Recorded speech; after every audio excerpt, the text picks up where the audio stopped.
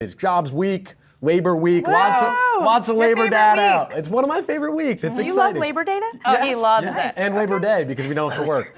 But there was a fun chart today. All right, this chart, you guys are going to like this chart. It's interesting. So we had the ADP report out today, and what we're looking at here is annual wage growth. In that top purple line, you're seeing people that changed jobs. On the bottom blue line, you're seeing people that stayed in their job. You can see over the pandemic in 2022, we saw that big increase for what we were calling those job hoppers, right? People were leaving jobs. Some people were staying at jobs for only 6 months because they're seeing a near 16% increase in their pay when they were leaving.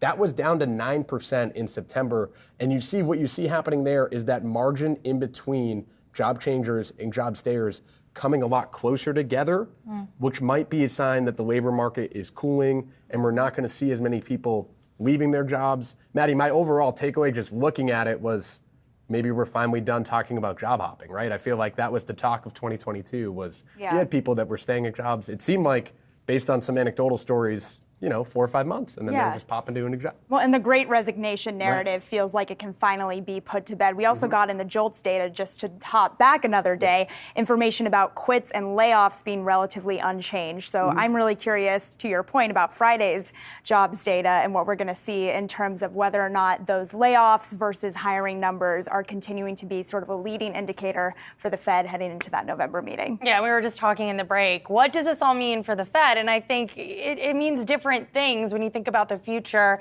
of rate hikes, of monetary policy. I think the Fed has its work cut out for it in the next November meeting, whether or not they're going to choose to raise those interest rates. But certainly the wage growth is slowing down that significantly. It's crazy that in 2022 you could get a very sizable increase. And think about what was happening in 2022. Inflation was rampant, right? Because when you have wages that high, people have the ability to pay up for things. And so that's why the Fed has been so concerned about wages and why we're going to take a look at wages again on Friday.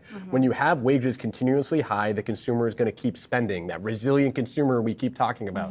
You want those wages to come down, eventually pace with inflation at 2%.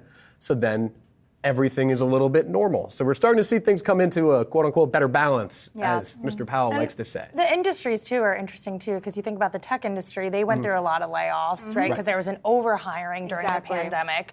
Then we saw a bit of that correction. So it varies by industry as well. It's just the labor market's a very interesting story right now. It's a very interesting place. Yeah.